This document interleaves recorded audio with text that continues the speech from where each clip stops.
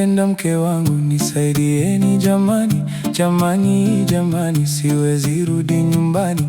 Jamani, jamani, naona aibu mtaani. Jamani, jamani.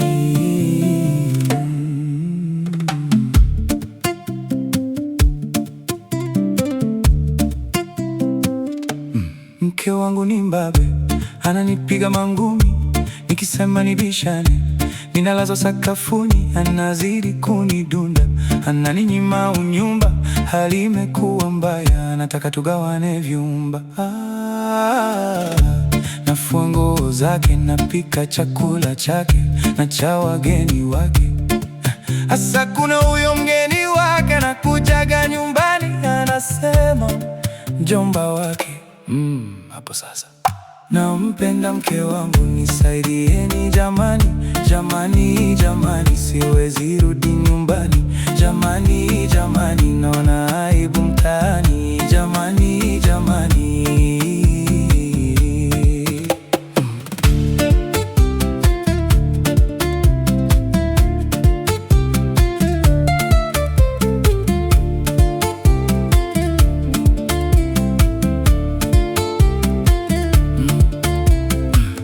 Sasa picha linaanza, kaingia mjomba Shabani, anamwita Switi naye anamwita Hani, eti majina utani wanaitana nyumbani. Akija mjomba Shabani kwetu nyumbani, ninalazwa sakafuni, wao wapo kitandani. Usiku kucha nasikia mke wangu anapigwa ukuni na mjomba Shabani. Shabani, Shabani, wewe ni mjomba gani? Ananiona mifala, unaichapa kama mpumbavu.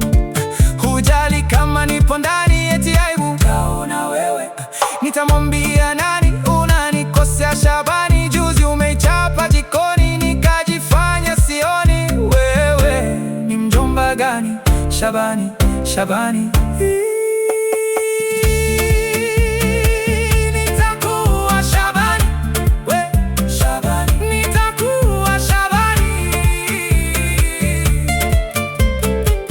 Nisaidieni jamani. Hivi ni tabia gani mjomba Shabani? Nitamuua mimi, nipelekwe jela Shabani.